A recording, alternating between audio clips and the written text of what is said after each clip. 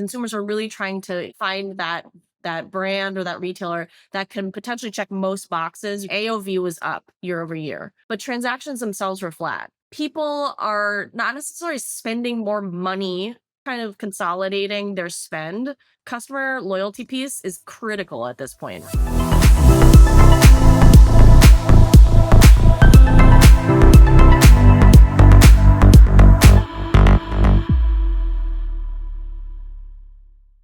I think Shopify has had an interesting third and fourth quarter because, right, they signed Estee recently.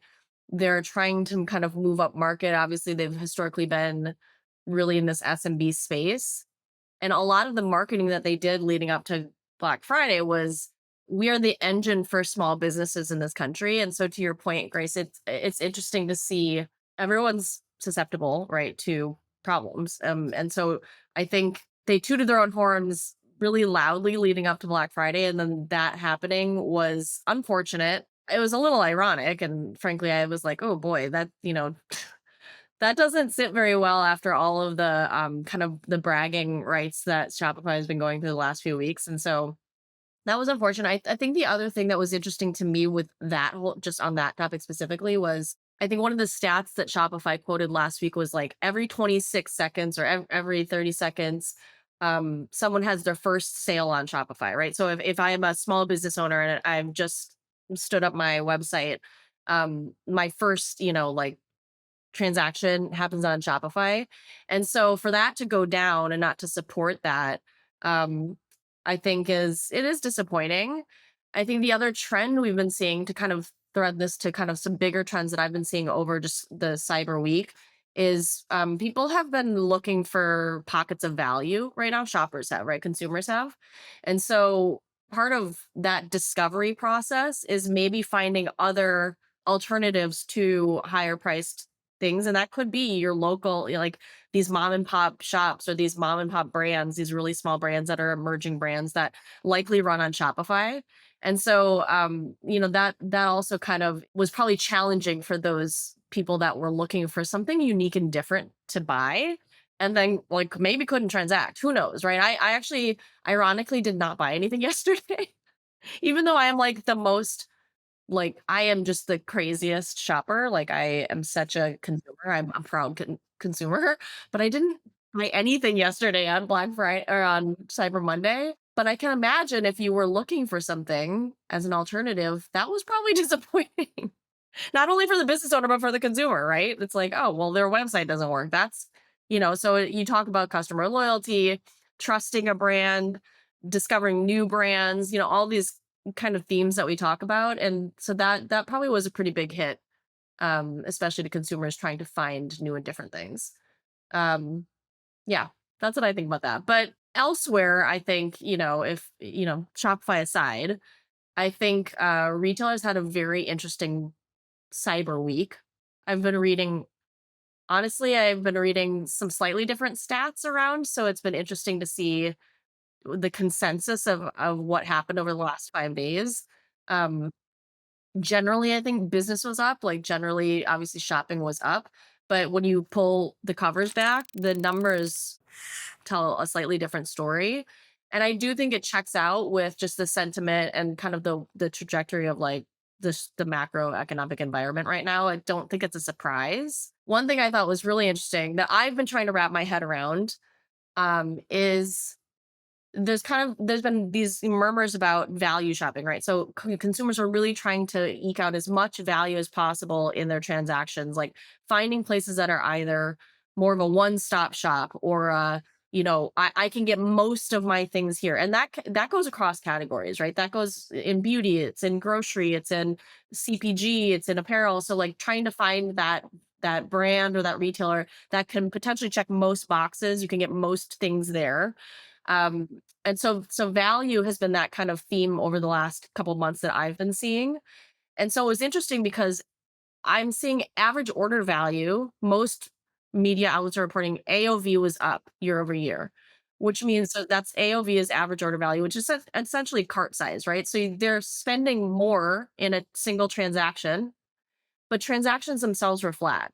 So for me, what that says is, um, people are not necessarily spending more money in aggregate, but like they're taking that transaction instead of doing 4 transactions like last year, maybe they're only doing 3 transactions this year, and they're spending maybe the same amount of money or a little bit more because they're probably trying to find value in those 3 transactions versus 4 or 5, right? And so kind of consolidating their spend, where they're spending, who they're spending with. And that for me is a big tell sign for retailers. The customer loyalty piece is critical at this point, right? If people are deciding how to split their wallet and we're going into a dicey economy, that just means you have to be much more laser focused on what consumers are looking for, what they need, meeting them where they're at, right? Because that spend is not necessarily growing exponentially, if that makes sense. Well, I think I touched on this a couple weeks ago when we were chatting, which is this is the time of year where vendors' only job for their clients, right, which in our case are retail and direct to consumer partners, our only job at this point is kind of to be in support mode. And so to Grace's point, like we have to make sure we're running on all cylinders in service of their businesses, right? And so that is, major things aren't going to happen in December, November and December, right? In terms of like, we're not rolling out major like platform shifts. So this is kind of everybody hunkers down, you buckle down, you focus on peak season and kind of getting through. But vendors need to understand that you're in full support mode at this point.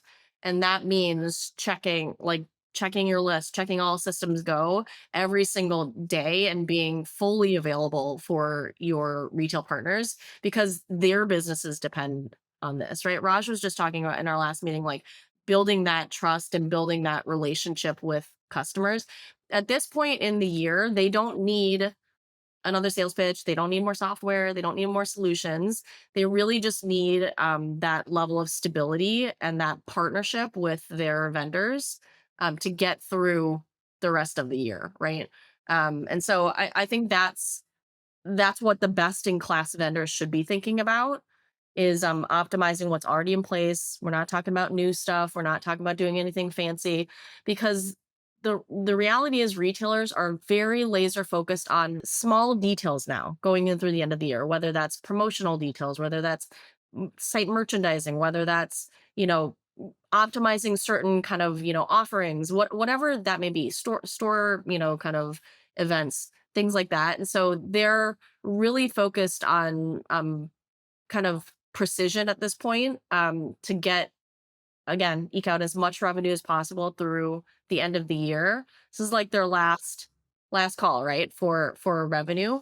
And so that's really where the best partners will kind of pull back, be in that support mode, anything they need. And I will say also, I think the partners that will do the best too will be able to see around corners for their clients and in an anticipatory way, right? So hey, we've seen this trend, or we've noticed this, or we saw this uptick in whatever stat or metric, and bring that to retailers proactively, again depending on your business model of course. But I think that's the other kind of best in class vendors will kind of perform in that way, is be a bit more proactive with information that we may have that's useful for retailers.